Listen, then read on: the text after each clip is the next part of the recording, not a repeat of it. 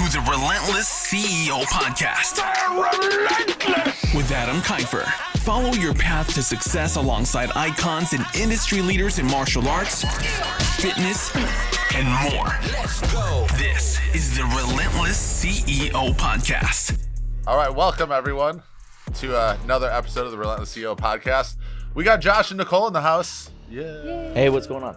Insert applause noise here.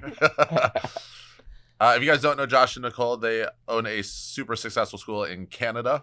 They have moved to the U.S. I don't know if they think it's a good idea or a bad idea yet, but Josh is working with us at Move and helping lead the team there and going to be our location planter. Nicole's working with us on the mastermind side and really everything. So first of all, welcome to America. Thank you. Thank you. We love it. Love it. Yeah. Way warmer right now. Yeah, I would agree. So crazy thing is you guys came out while all the drama was going on and still decided to move out here. So Canada must be terrible. Yeah, it is. Yeah. It really is. Right now, yeah, we needed to get out of there. And even this seemed like a better place. So even with all of it. That's why I like Josh. He's just direct and honest.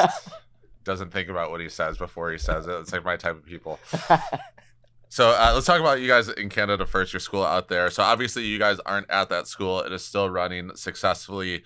You guys had it doing well before you moved out here. Talk to me a little bit, though, about sort of what gave you the confidence to be able to step away and let someone else take over your roles. Because one of the things I see a lot with school owners is they step away too early. The team's not ready, and it's just like a dumpster fire when they step away. So what sort of gave you, or what gave you the confidence to step away, and what are some things you guys did to sort of get to that place? Yeah, I don't think we had the confidence right away. It was Rip the Band-Aid? It took a period of time to get to that point to be like, okay, I think we can actually do this. It was a lot of, I mean, all the things that you could think of as training and making sure that they're ready to go. But then it was a certain point where you're like, I think they can do this. And when we did actually move down here, that's when we really saw them flourish on their own.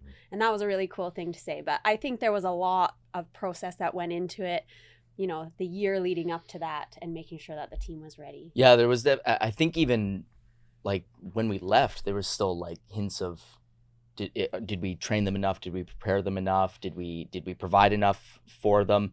Have we coached them along the way? And eventually we just kind of had to trust that like some mistakes were going to be made too, on their part and on our part as well. And we just kind of had to be okay with a certain level of mistakes that would be made, and just kind of trust that they wanted the best for the school and the students. And I think that's how, even right now, we still, I think from time to time, still feel, not doubtful, but did we do enough for them? So, but they're killing it up there. I mean, we got a great team. Like, our head coach Tyler is, he's awesome up there. Gabriella is she's really stepped it. Just even us leaving, her stepping up into that leadership role has been really amazing to watch. Every time I hop on a call with her, it's like it's not even the same person from when we first hired her to now. She is like confident. She speaks clearly. She's like very direct, and she actually keeps me in line as well too. So even when I call her, she's just like, "This is what I need." Pop, pop, pop, pop. I'm like, "Kate," and that's it. She doesn't want to waste any time, and she goes right to work. So yeah, and I don't think she would have experienced the growth that she's experienced in the last 7 weeks had we not just stepped away completely. Yeah. Like that opportunity for her has been so crazy awesome. Like, it's been really awesome to watch her. And I want to kill a preconceived notion that a lot of people have too about stepping away from the business. I think a lot of people hear that and they're like, oh, I don't have to look at the business. I don't have to touch it. I don't have to talk to my team anymore. I just get to go hang out and do whatever I want. Fill everyone on the way that works. And sort of how much you guys are still involved with the running of the school. All right. So Yeah, well, why don't you talk about how many times you meet with Gabriella? Sure, yeah. So on a weekly basis, we're still in close contact, right? So on Mondays, me and Josh, we film a video that goes out to our members. So that's still keeping us connected to the community there. And in Mondays, you're reaching out to the whole team of instructors every Monday and talking to them directly, whether that's a video or message or something like that. We all meet. So the leadership team, so me, Josh, Gabriella, our manager, and Tyler, our head coach, the 4 of us meet once a week for a good hour just to see where things are at. But then on Thursdays, me and Gabriella meet for a good hour just to make sure that we're, hitting the goals that we want to. We have everything in place and nothing's getting missed. And then you and Tyler are also meeting regularly every week. But then also they have their own meetings at the team, Sure. Yeah, they're one-on-ones just to make sure that everybody's all on the same page. And yeah, so even though we're not there, I still feel somewhat connected to the whole team, and we have to be to kind of steer the ship, even though we're not on the ship. Yeah. Tyler and I still, we just chatted yesterday on every Tuesday at 1:30 we call and we do 30, 40 minutes, just depending on how much he needs. And mostly it's just to kind of still provide that guidance for him, hey, this happened in class, this is how I handled it. What do you think?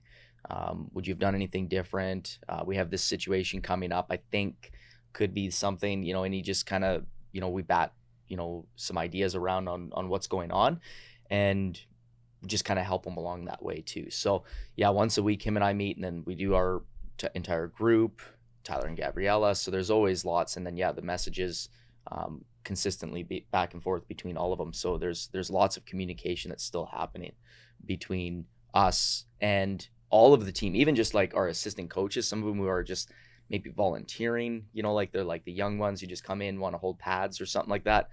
I still message them and just kind of say how are things going? Cool. Do you need some help?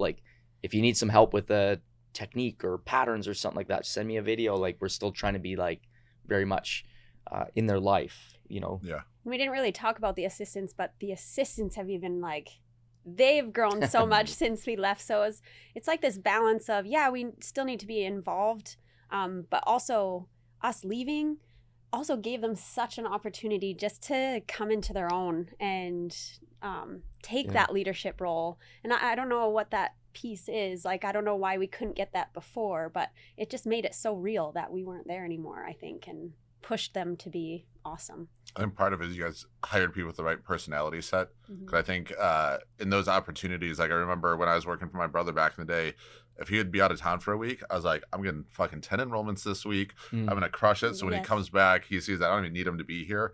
And I think there's something to that, because I've also seen the opposite with other employees where I'll leave and then they're just well, Adam's gone, so whatever. The reason we're not performing well is because he's not here, type of thing. Yeah. So I think you guys did a good job finding people with the right personality, and then also just coaching them on looking for opportunities and seeing obstacles as more of a challenge that they want to overcome, as opposed to an excuse to why we didn't do what we needed to do. I think a big part of it too, and we were talking about this, I think one night early on when we got here, I don't know, maybe within the first few weeks, and we were just talking about some stuff that we were going on about, and it was people don't realize how many times we had to show them these things too, and really kind of help them out through it too. We, belt graduations, you were side by side with Gabriella for how many of them before she was doing them on her own. So there was lots of nurturing going on, sure, consistently throughout. And then there was just sort of that shift of responsibility of, hey, I'm going to help you along with these things for the first few of them. And then the next one, all of a sudden it's I need you to handle this part of it. And then all of a sudden it was this part. And then before they knew it, they were just taking the entire thing on, sure, and going, I don't need you here to do this anymore. So we got a Christmas party coming up in a couple weeks that we're going to go back for, and it's a Christmas party, belt graduation, the entire thing. We get in the day before the Christmas party. I'm not going to be able to do anything there because we're getting into town for it, and it'll all just be I feel completed. More at this point with some of those events, we're just part of the brainstorming. And and maybe if there's questions about execution, that's our role now, is just helping with the brainstorming, because sometimes it's hard to get overwhelmed when you're planning a big event, like to think of all the things.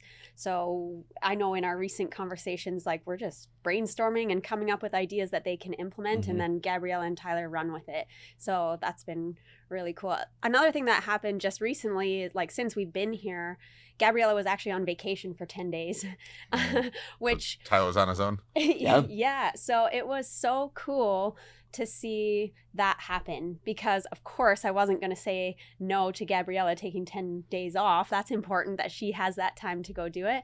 But it was so cool to see the team hustle without her there, because they were like wanting to make sure that everything was done, everything was taken care of, so that she didn't come back to like an out of control situation, right? And she was getting back right in time for what we call belt qualifiers, where, you know, instead of doing our testings like a traditional one day, ours is over a couple weeks, similar to moves and stuff like that too.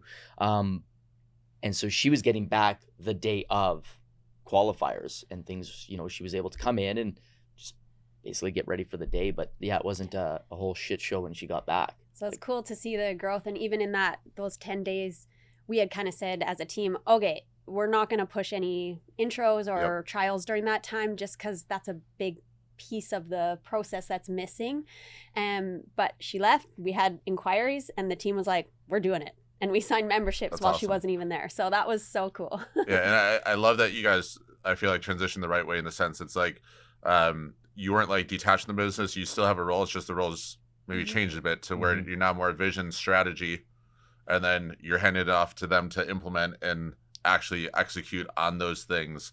And I think what happens at school is try and pull out too fast, and then it's like we're expecting them to implement, we're expecting them to strategize, we're expecting them to create the vision. Like regardless, they're always going to need someone to sort of map out the vision for them.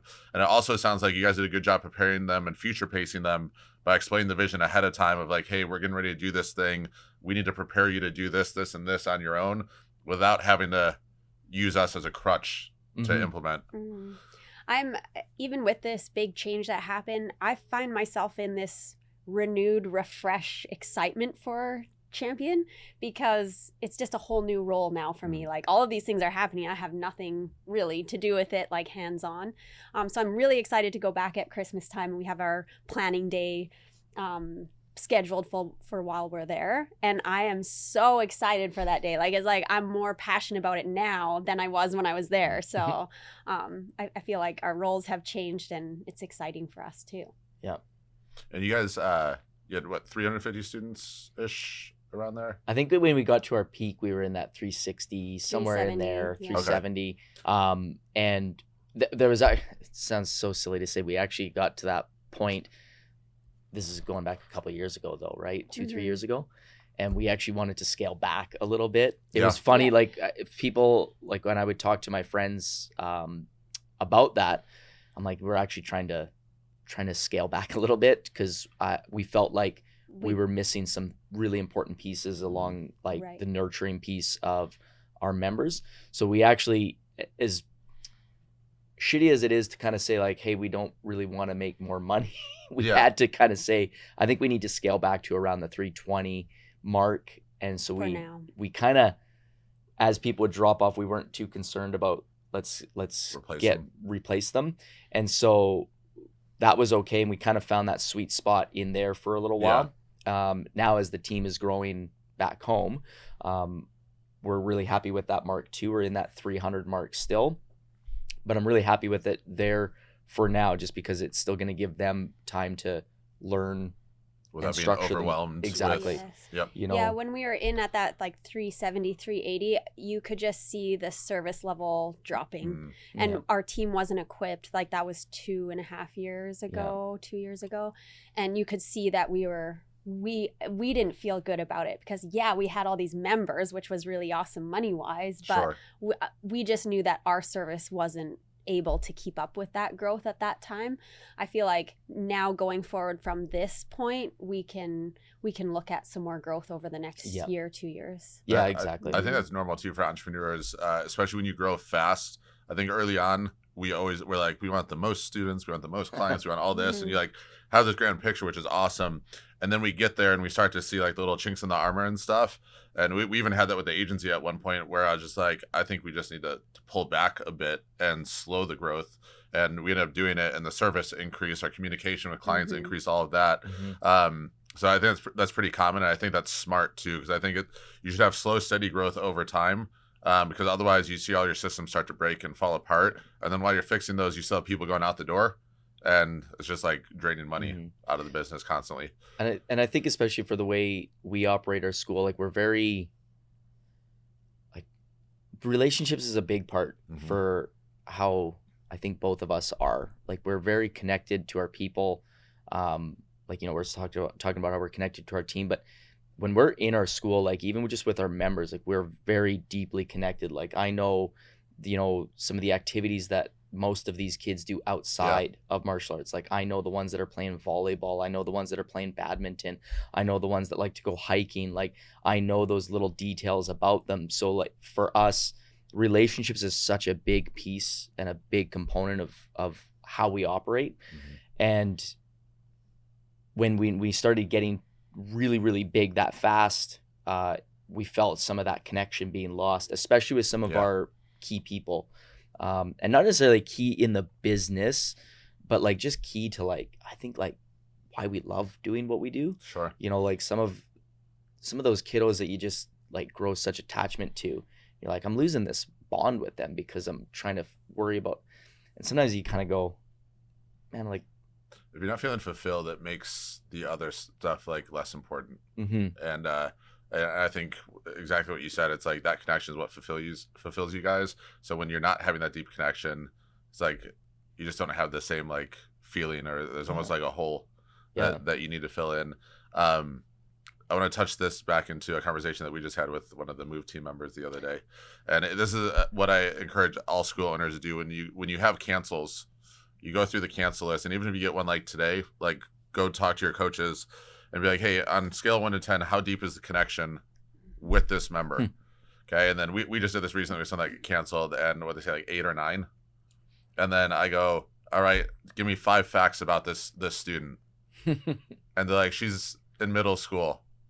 And I was like, how do we rate ourselves at 8 or 9 connection when the only thing that we know is that they're in middle school? Yeah. Like that's like a 2 in my book, or a 1 or a 0. So I think number 1, getting your team to understand like what is actually a deep connection. It's, you know, about their life outside of martial arts, not just what school they go to, you know, like what they love to do hobby wise, you know, what type of books they love reading, what their favorite show is, what video game they're into. Because how do you reference conversations that they care about if you don't know those things about them? And we pretty much do that every time we have a cancellation, where we're just like, how deep's the connection? All right, tell me about that person now. And if they can't, or I'll be like, what's the dad's name? And they're like, how do we have a deep connection with that family, right? So you guys have had great connections that you created in Canada. What are some ways that you train your team to create those connections? So some of the things that we have is we actually have scripts written out for them to follow, because it is hard to build connections when you're just not naturally talented at that. But I think you can train that too. So role playing it, a lot of it with the, like when we do our team trainings and stuff, we can role play some of those things. But yeah, the scripts have been handy for them to see like, this is what you need to say, and this is, and then also with the assistants too, because that goes a long way as the assistants trying to build those connections with the students as well. So it just becomes this mission for everybody to complete that and build the connections. We also give them kind of mini goals for the night. So like giving them, got to go talk to 3 parents tonight. And like if all 5, 6, 7 members of the team go talk to 3 parents that night, we got 20 parents talk to that night, right? And if we do that every night of the week, okay, this week we're going hard with making connections with the parents. I mean, we'll hit half the school in 1 week, right? If we go hard on it. And it just giving those like little tiny goals to set them up for success goes a long way. I think the big thing too is we like tell everybody like ask follow-up questions. Like stop just asking like how was your day and then move on. It's like, how was your day? I always ask people like, what is the best part of your day? Like what was the best part? And most of the time it's like recess. Yeah. Right? Okay, well then there's a follow-up. What did you get to do at recess? Oh, I got to play tag. What's your favorite tag game? Grounders? Like zombie tag? Which one's your favorite? All these Canadian games that we're like, what? Come on, you guys don't have grounders? We've not heard of grounders. Unless I'm just like out of touch. Definitely out of touch. Sharks and minnows is like the big game out here. In the desert? Yeah. We just want to be by the beach, man. We want to be by the water. Yeah, no, like it's always just like follow-ups. And it doesn't have to be like, like this where you're going on a whole hour conversation. It's just like some follow-ups just to like learn about the day. Like we usually get them to start with easy, right? Yeah. So right now actually is a really good example because they're going into belt qualifiers, so they're testing. Okay, just pick 2 or 3 students that did really, really awesome and go talk to those parents, because then it makes it it's so easy. So the junior instructors, like those are the goals that we're giving them so that they can at least just get started.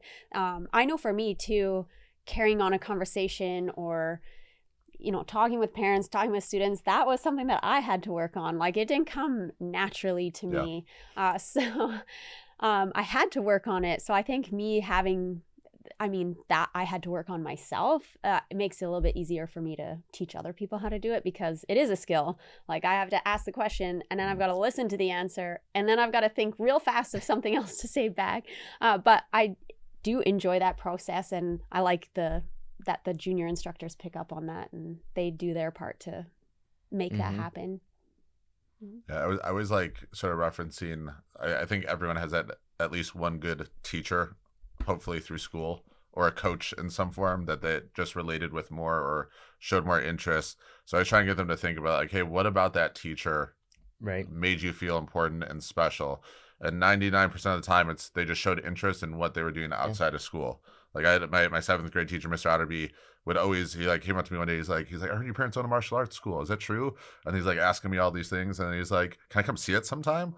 And I'm like, yeah. And then he came and he like bought some padded nunchucks. And then next week he comes up to me at school. He's like, remember those nunchucks I bought? I'm like, yeah. He's like, broke my ceiling fan.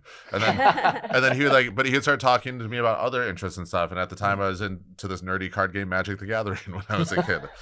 And, so I was talking to him about that, and he's like, I play Magic the Gathering. And then he would like start talking to me about cards he has and stuff. And it was just, it was mainly just he showed interest and knew more about me than just the kid that came in and showed up for his history class and sat there and was a very average student. And I think when we think back to that and you sort of think of the process, how it started, it all just started with exactly what you guys were talking about, just asking questions about me. And I think what happens with especially younger instructors is they feel like a lot of times they have to prove themselves to parents that they should be respected. Yeah. So they go in and just start talking about themselves. And in the meantime, the parent doesn't give a shit. Yeah. It's like, so getting them in the habit of asking questions about the other person is great. I like your way of framing it because it makes it a really positive response. Because I heard the other day when I was in the school, one of the staff members asked one of the moms, they're like, hey, how's your day going? And she's like, terrible. And it's like, and that's especially for a younger person, that is a hard conversation to navigate now. Yes. Because you're like, man, do I want to ask why it was terrible? Do I really want to hear this? But when you're just like, hey, what's the best part of your day? You're sort of setting yourself up for success with the rest of that conversation. Yeah, it's an easy one. I mean, especially for the kids. Like, I mean, like, most of the time it's just those simple things like recess and lunch, but it does make them just kind of even just like reflect. Like at home we do the journal with the kids, and one of the questions is what was awesome about today. And so we'd ask all of those, the kids that would come into the school, even at Move and at Champion, like, what was the best part of your day today? Just real simple. Yeah. And I think that's the thing, like a lot of instructors like forget is they're like, everybody's coming in to kick and punch. Well, yeah, but it's more than that. It's the community. Yes. It's the that connection with each other. More often than not, like, this is actually a really interesting thing. We ask everybody at the school, whether it's our coaches or like the team, the kids, when you ask them what is their favorite thing about Champion, none of them say, I love doing a turning kick. Like, they're like, oh, I like Coach so-and-so. I like Mr. So-and-so. I like, Miss this. I love the friends that I have. It's the community. It's a spinning kick for you Americans listening. Which one did I say? Turning. One of our Brown. one of our team trainings last year, we asked just our coaches and our senior belts, why do you love it here? Why do you keep training? Why do you keep coming back every day? And yeah, it was all the same answers. And so it was cool to do that with them, and then put it back on them and say you realize this is why you're here. Yep. This is why our students are going to be here, and now it's your responsibility to continue that with the junior belts and get interested in them and build those relationships. That's what it's all about. What's sort of weird in our industry that I think there's a lot of hesitation and fear in mostly the not as successful schools to almost have their coaches create relationships within the school, because in their brain they're like, well, what if that coach leaves? Then all these people are going to quit and all that. And I'm like, it's such like a limited mindset, and I just don't get it. Like you should want your coaches to be like the celebrities of your school, where people just want to navigate towards them, because then you should, as a leader, be building up those coaches, creating the connection with the coaches so they want to stay with you long term and pass it back down to the students. So I love that you guys are doing that. I think it's so important, and I think it's missing from a lot. And you've done a great job really helping that culture start to get more ingrained at Move. And one of the things I actually picked up or realized when you came in, the first week you didn't know anyone, and you were just sitting down next to parents having conversations when you came in. And I saw you doing that, and I was like, when was the last time I sat down next to one of the parents and just started like talking to them? Yeah. So then I started doing it with Beth. What's the daughter's name? Adriana? Oh, yes. Yes. Sat down with her, and we had a great conversation, learned a lot about like where she had trained previously and why they switched from there to us and all this stuff. And now every time I see her, we like just keep going with the conversation we had last time. And we build off of that. And so I'm glad you came in and just reminded me of doing that. But sometimes with us as the owners, we step back so much that we're like afraid to have that connection, because we're like, oh, we don't want the business to be reliant on it. But that's not the right way to think about it. It's like, no, I do want to go and just like thank people for choosing us and thank them for their business. And it's like when you go to a restaurant and the owner goes out of his way to come over and just be like, hey, do you guys need anything? Can I help you with anything? Like Bourbon and Bones, when we go there, the manager always comes over, just talks to us, sees how we're enjoying the meal and all that stuff. And you appreciate that. And that's all you need. They just want that attention. And I think that's a big piece why we have been able to do what we've done, is that because we had those connections built, right? If we didn't have those connections built, we wouldn't have had the same transition. But I think that the big thing, and you were kind of talking about, is like, you mentioned gratitude. Like, not enough instructors express gratitude. Like, and I mean like deep, sincere gratitude. Like, be thankful. People come into your door and they have it flipped. Everybody thinks that like you are the lucky ones to come into my school. I have spent all this time developing these skills, so you are the lucky one. My God, flip that and start being like, we end every single class with thank you for coming. You could have been anywhere else tonight, but you chose to come here. Thank you. And that's that's basically how we bow out the class. Like every night when I would finish a class, it would just be, thank you for coming.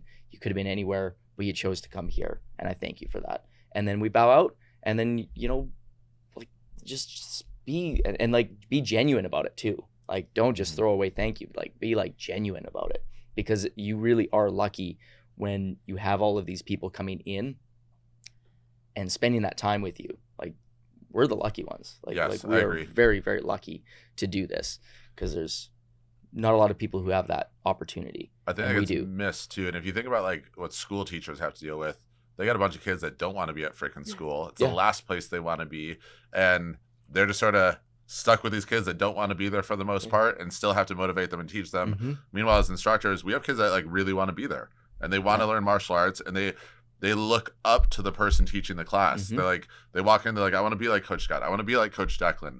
So what other like place can you work where you have a group of people you're leading that look up to you and want to be like you and are just happy to be there? It's like, it's part of what makes it the best job on the planet. Yeah, absolutely. With that kind of environment too, when things maybe go not right or a mistake is made, it's way easier because everybody has your back, and they are just more supportive when things maybe don't go exactly to plan. We just had an example at we had our kickathon a couple weeks ago, and things didn't quite, there was just a couple sessions that maybe didn't go quite to the T how they were supposed to. And we had a complaint come from the parent. And, 3 emails later, this mom is like thanking us. And I was like, what just happened? Like, she was upset. And then it turns, you just, because those relationships are already built, it just made the situation just good for everybody in the end. But yeah, I like that part about it too. Yeah. And sometimes too, like you and I have talked about this a lot, is it's like the little things that get missed are like some of the most important aspects of customer service. Like you and I were talking about this, but I was looking in one of our clients' accounts the other day, and I was just like, they're having lead to trial issues. So I'm like, let me just go into your account, let me see how you're communicating with the leads and see how I can help. And almost every single conversation lacked a follow-up or a reply from their person that was supposed to be replying to leads. They would just leave it. I'm like, even if you're saying thank you, like, you're always the last person to speak in the conversation. Absolutely. And that's just, to me, I'm like, that's customer service 101. But to most people, that they're not thinking about that. And it's sometimes just those little things of like showing people that, hey, we care. We're going to respond to you so you don't feel like, is the conversation ended? Is it still going? What's happening with this? Yeah, it's simple, and you do that all the time, whether it's emails and messages and stuff like that. Like, thank you. No, thank you. Like, just reply back, because like we just feel like we want to finish that off. You just should like reply to it. Get back to it. So I always love asking this question. A lot of schools not at the level that you guys are at, what do you feel like they're doing wrong? What do you feel like they're missing? Feel free to call out any specific school by name that you want. One, I think I kind of already touched on it, is the gratitude is missing. They're coming at it with the you should be lucky kind of attitude. I think that's a big piece. And when I talk to a lot of people, they have that idea that, well, you should be loyal to me because I have this belt level and I have this school and I've been doing it for 20 years and I think that's a big piece. I think that's like one of the downfalls of the way our industry is structured. Yes. Is like you get yes men, and then you have people loyal to you no matter how you treat them. Yeah. And then you just expect everyone to be like, bow to me. I'm your sensei. I was going to say, like, the humbleness of it, right? The humbleness, yeah. Yes, you've studied the art, and I can respect you for studying the art, but you, on the business side and creating a school and the culture of your school, that is a whole nother skill set that has to be learned. Yep. And so you have to put that time, you put all this time into earning your black belt, you still have to put all that time into learning how to run a business. And so just being humble enough to be like, hey, we need to learn from people how to run our business. Yeah, I think I made that mistake really early on too, because I've been doing this since I was 18, 19 years old. My dad had a school. I took over that one. And so I was really young. And I also had a bit of that attitude too, of just not being like, well, I have this experience already, so I know how to do this. And so I think that's a big piece. And that's something I tell people when they ask me is like, what would you recommend I do? Find a mentor, find a coach, find a group, ask somebody, like find somebody that you want to aspire to, and then just like follow them. And we have social media now, like just follow people and learn from them and get into rooms with these people any way you can, just that way you can expand your knowledge a little bit from being the black belt competitor. We've been lucky enough to compete all over the place, but that doesn't mean we know how to really run our school, right? I would say another thing is business owners or instructors, they'll just chase the next shiny object. Oh, yes.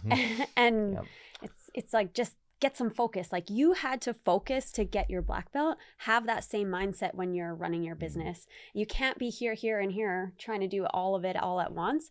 Do one thing at a time, perfect it, or close to perfection, because I don't really think perfection is achievable, but get that one thing as perfect as you can and then move on to the next thing, because you can't work on 10 different things trying to implement all at once. So I feel like sometimes I see that a lot as school owners are just trying to implement 10 different things all at once. Just do one thing at a time and make it good.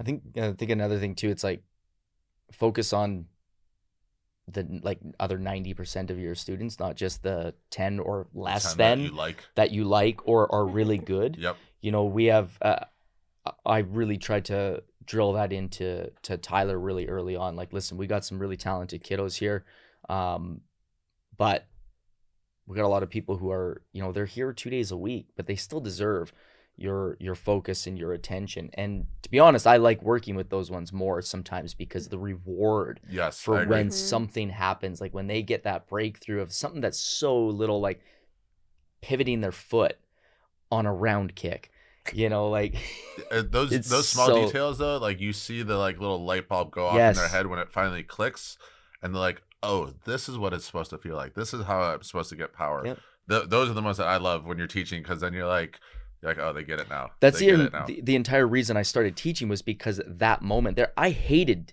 the idea of teaching. When my dad asked me to take over the school, I was only going to do it until somebody else stepped in. And then what happened was, yeah, exactly. A kid asked a question. It was a really little thing. He got it. He understood it. And the light bulb, the like pure joy he had from learning that little move, I was like, I think that's why people do this. And then I just decided to keep going and then just get really, really, really good at teaching. You mean it's not because of like dodgeball and just playing games nonstop in class? That's not why they do it? No. But yeah, focus on the like the 90% or the 99 really, when you really look at how many exceptional ones you got. And we got some really good ones. But yeah, there's those other 99 that come in. You know, they still deserve all of that attention, the same amount that, you know, that 1% does. I want to go back to something you said, the humbleness part of it, or one of you said that, sorry. The humbleness part of it. I think if you're listening to this podcast and you're like, oh, I'm humble, like check yourself. Because if you are humble, I feel like even myself, I question myself if I'm humble or not when I think about it even. And then like, could I be more humble? So I think that's step one. And I think step two is you need to think, are there people in your life, just think of like the last time someone in your life gave you criticism or feedback on how to become better. And if you can't even remember that time, you don't have the right people around you to ensure that you are humble. So I think part of it is if you don't have those people around you, that's when the mentor, the coach side is so important for you, because you need that person to be like, no, dude, you're doing this wrong. Stop thinking about it this way. You're messing up your business. You need to start thinking about it this way. And I think you need to surround yourself with more people like that, because they will pump you up and hype you up when you've earned it, but they will also be super happy to call you out because they care about your growth and they love you and they want to see you succeed. And they're going to tell you the things that you're doing incorrectly. And they're going to tell you the decisions that you're making that they don't agree with. And I think that is so important to make sure that we keep our ego at bay, and that we don't let it just take over our decision making and take over how we interact with people or how we don't interact with people in that sense. So I think that is so important. I just want to highlight that for everyone, because I think ego sort of run rampant in our industry. I think the younger people coming up that are school owners have actually, I think they have a bright future in the industry, because I see a lot of them coming up and they're just eager to learn. They're like, just tell me what to do, teach me what to do type of thing. And I think we're starting to move away from the sort of stigma of the industry where like, oh, I'm an 11th degree black belt, do what I say, like minus some organizations out there. But for the most part, I think it's starting to get better and at least get in the right direction. And a lot more coming up too are ready to lead by example. Yes. You know, there's so many, I feel like just I don't know how many years, you know, a generation ago or just up, like it was like, do what I say, not what I do, and, you know, kind of attitude. Whereas there's a lot of kids coming up who are not about that, right? Like they're really starting to, they lead by example. Like Tyler, you know, when I was 19 and starting this, like I wasn't as disciplined as him. So though he's got a ton to learn and he's learning all of this stuff, he's got the discipline, like, and he's really an example of what it is to be a black belt. And you might have a black belt, but that doesn't mean you're a black belt. Yeah. Because there was years and years, and I share this with, when we do black belt tests, I share this with people. Like, I had a black belt, but I wasn't a black belt. And so I wasn't the example. Ditto. And there's so many people that I teach now, and all of these, we were just back up in Canada, Ryder and I, and all of these kids that I get to see now and be part of their lives. I'm glad they didn't know me when I was in my 20s, because I wasn't an example to them for somebody to follow. And so there's a lot of the kids coming up now, a lot of those, 19, 20, early 20-year-olds now, they're really coming into it, and they're like, man, like, I like working out. Yes. This is a lifestyle for me. This is not just like, how can I run this? How can I get the praise from you and the money and the accolades and all this stuff? They like really want to be an example I say to that everybody. Declan is like that to a T. Yeah, Yeah. absolutely. Where he just like loves training, Yeah. loves working out, loves seeing the kids progress. Mm-hmm. And you can tell there's like no ego motivation on his side. Yeah. He just does it for the love of the game. Mm-hmm. Yeah, it's really cool. Like that makes me really hopeful. Even just at the tournament we were at on the weekend, some kid came up to me and he's like, I think I want to start teaching. I was like, oh shoot. He goes, can I ask you some stuff? Like, is it okay if I message you? I'm like, absolutely. And yeah, like, he's another one. He's in shape. He competes. He's like physically fit and active. And I'm like, man, they're already on the right track. A lot of them coming in. I think them training as much as they do is also what helps to create that passion for it. Absolutely. And I think a lot of the problems with the school owners that are sort of lacking that passion is that they just haven't trained. They haven't done it. They forgot why they did it in the first place. They forgot the benefits it provided to them. Because like one of the things I'm going to give the BJJ industry a shout out is it is so rare to see a BJJ black belt in a school that is not actively training, competing, doing all of that stuff. And when you hear them teach, and I think like when I first started doing Brazilian Jiu-Jitsu, there was a Brazilian professor teaching very broken English, but you could just feel the passion about the sport coming out of every single word. Even if you didn't understand what he was trying to get at the first time, you could feel the passion, and you just like wanted to learn from him, and you wanted to do it because of that passion. But I think that passion is also a result of training, because the people that don't train consistently, they don't speak the same way about it because they're not actually doing it. So I think that's, if you're lacking passion in your martial arts school, like number one, are you training? Are you actually doing martial arts still? And that may be a big reason why you're sort of feeling that disconnect. Absolutely. Yeah. There's this like imposter type syndrome that gets built when you're sitting there telling everybody, hey, do this correctly, do this, and you're not actually doing it yourself. You're kind of this false flag, this falsehood that's draped over you, and you're trying to mask it with. You're a level 1 leader trying to dress up as a level 3 or a level 4. Yeah, for sure. It's hard, but you got to put that in. I feel like that's more draining than actually doing what you need to do to actually be in that position. 100%. Yeah, that was like my 20s. That was exactly what it was. It was just me, not being this. I felt, false because I wasn't like accurate to what it is I'm. So let's talk more about your 20s. Oh, things Jesus. I'm out. Why did she look so worried, Josh? Yeah, my 20s would be very similar, so I get it. Let's talk about, now that you guys are out here, what are some of the things that maybe are different than expected when you came out here, and what are some of the things that you're noticing maybe on the martial arts side for you, martial arts school wise, that is maybe different culture wise, just how the people are, all that stuff. Feel free to trash Americans. It's okay. Where to start? Yeah. I feel like this has been a huge transition for our family. I mean, obviously we're moving countries. There's new schools for the boys. They, have to make new friends, new martial arts school, new baseball teams. Like everything was just brand new. So I feel like 7 weeks in now, I think we're getting a little bit more settled at this point. Right. And so now kind of looking forward to the new year now. Yeah. And so can get our routines dialed in and that sort of thing. The city itself has been a big change because it's so big. And I know some of the girls here, they were like, you think Chandler's big? I'm like, yeah, Chandler itself is 3 times as big as where we're coming from. So no moose either. Yeah. And what I've noticed, like just driving around town, is that there are so many martial arts schools. Yes. And that's something that I'm not used to seeing. So in that martial arts industry, like there's a lot more competition. And so thinking about move and how can move stand out, those are things that I was thinking fun about. fact, when I looked around COVID, we had 32 schools in a 10-mile radius. We have 48 now in a 10-mile radius around move.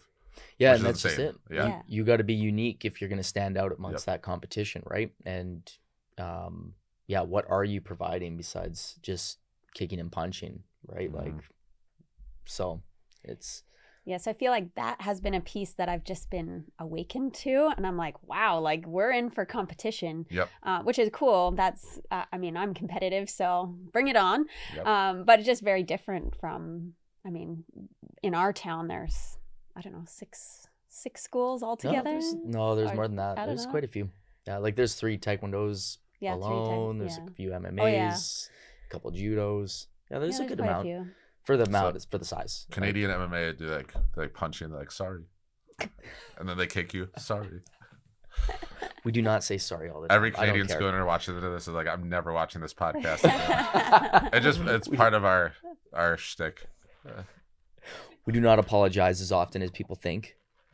I'm sorry Oh man, what else is different? What's been your experience now? Because I know what this experience feels like, where you just sort of you step into a school and it's like, all right, take everything in, watch how everything's doing. What do we need to change? What do we need to fix? So talk about just your experience being at Move so far, and good, the bad, the ugly, whatever. Well, no, I wouldn't say like anything's good, bad. Like there's no like it's just different, and it's definitely unique compared to, I already have a relationship with so many of our people back home, and I've been able to train. So right now, like just coming in and just seeing how everybody operates, like how is the structure here? Where do we need work? Like where am I able to actually provide value? Where am I going to be best suited to make sure the success of this place happens? That's been kind of the hard, or not hard part, but just the steps I've been trying to take too is just kind of like where do we really need like work here, and what's important to start on first, because there's always so many things, and just like a move that you're trying to work on, there might be many things, but like what's the most important thing? Well, I want more power in my kick. Well, we got to pivot the foot first, and then we got to chamber the leg next. Like there's all those pieces. Sure. And so I feel like that's been a lot of the same stuff too. And even just when we all talked a year ago about all the steps of us coming down here, our totally roles looked different. Our roles were very different. Yeah. Like we had very different roles in mind for coming down. Like all of us did, right? Yeah.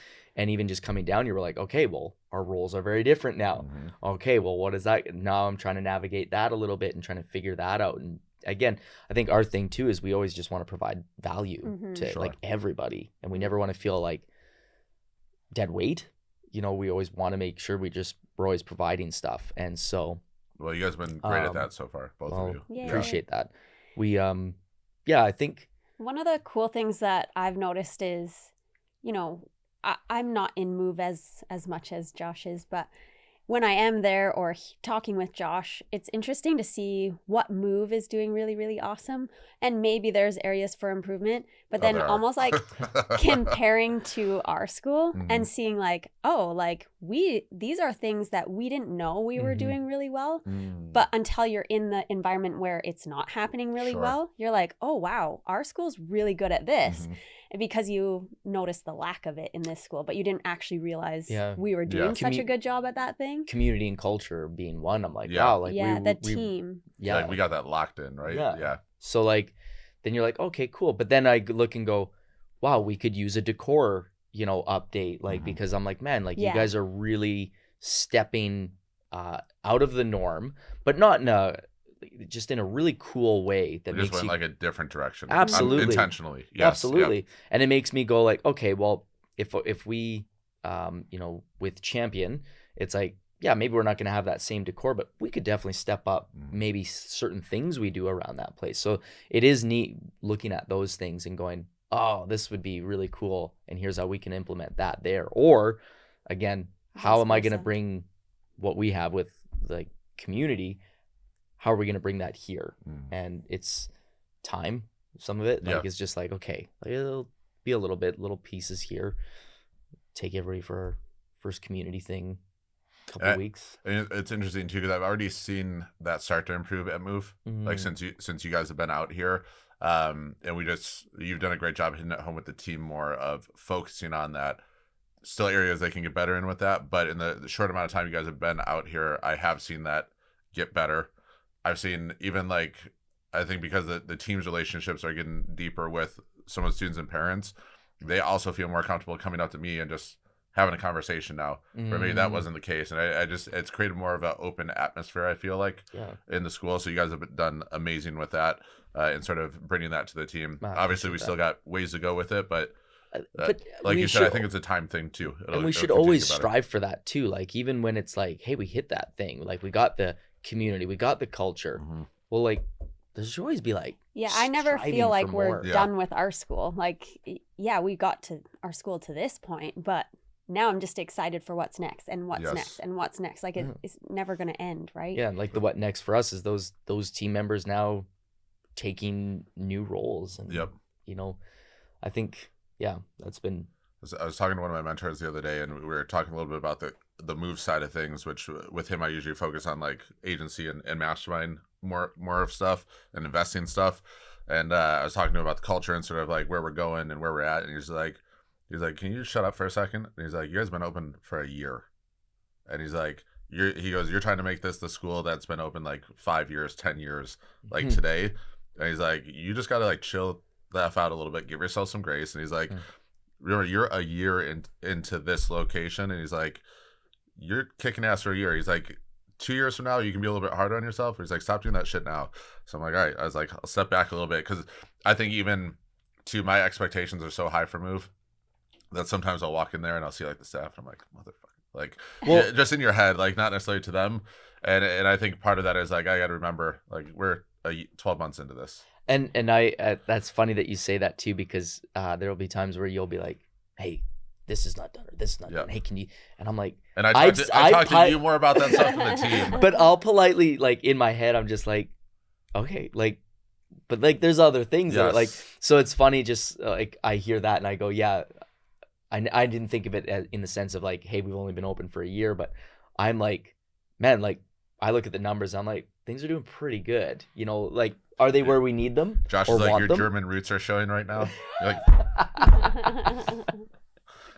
well, you've watched, you've walked into the room when I've been yelling at people too. So yes, and I usually as soon as I see it, I just smile and I'm like. Yes. My favorite was when I was doing that the one time and you like walked in, laughed and said, have fun. And then walked out and I like kept going. So I have my side too, but no, it's, Move's really, it's such a unique, concept, and it's got such a bright future. And that's why we wanted to be part of it, was because we were like, man, like how cool to come down and make an impact like that. You know, even just have a role in it, whether it's designing something for this or being part of the growth of it here and being part of it. It's such a unique concept too. It's or not concept, but the entire thing is just so well thought out. But yeah, there's just time to let things go. But we all do that, right? Like the impatient part of us, like we want these things now. And it's so funny because we tell our students that too, like, I want to be a black belt.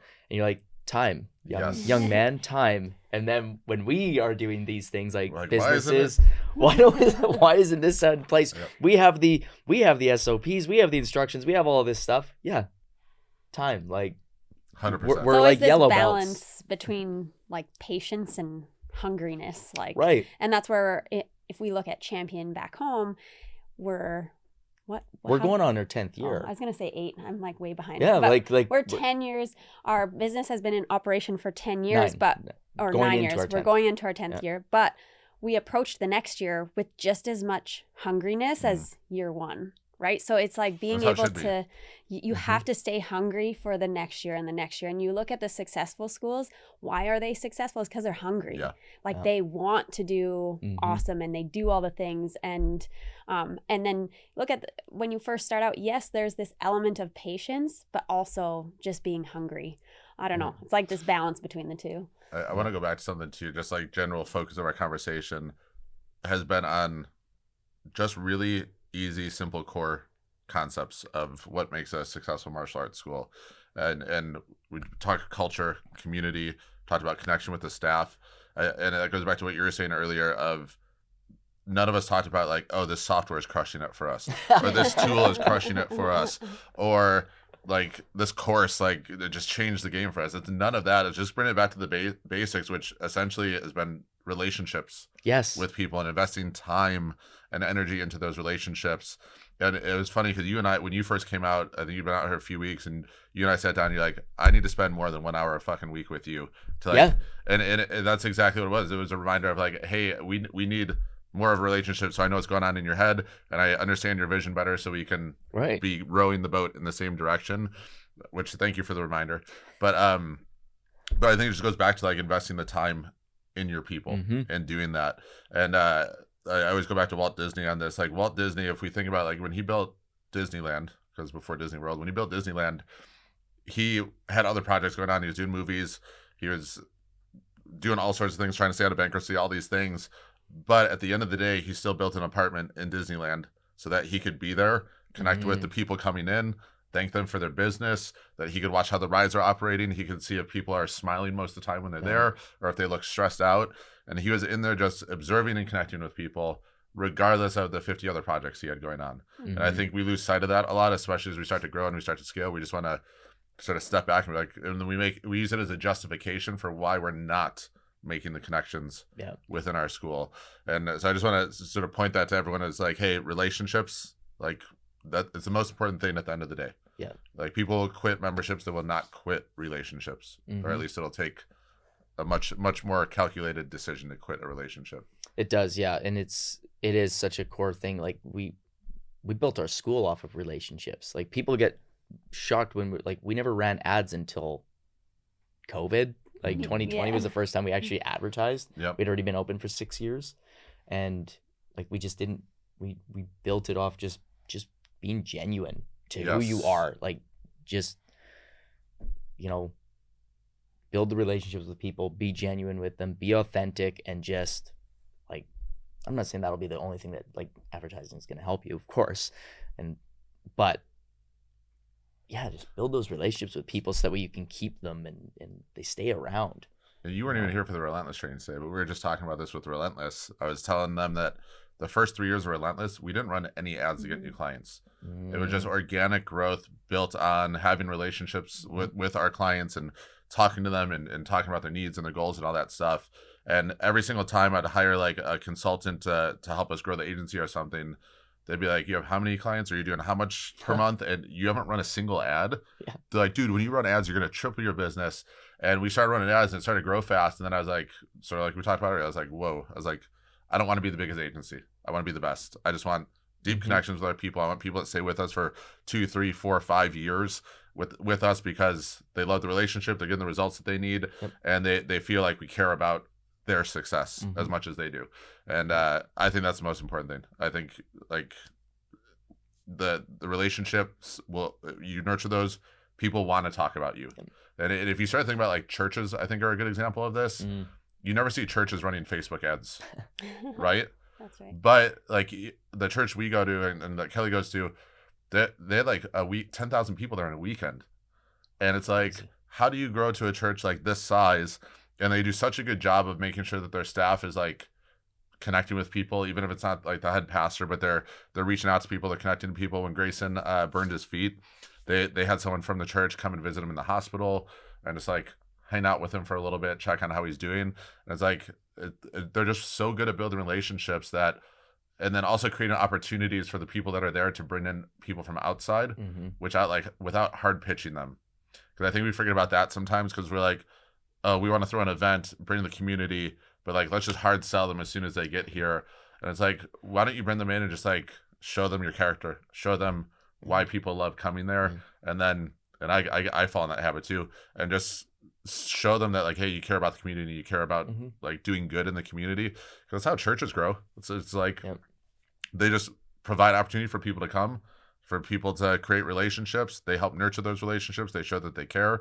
Then they bring another person and another person. All of a sudden, without any money into marketing, they're growing 10,000 people churches that started off in like a high school gym.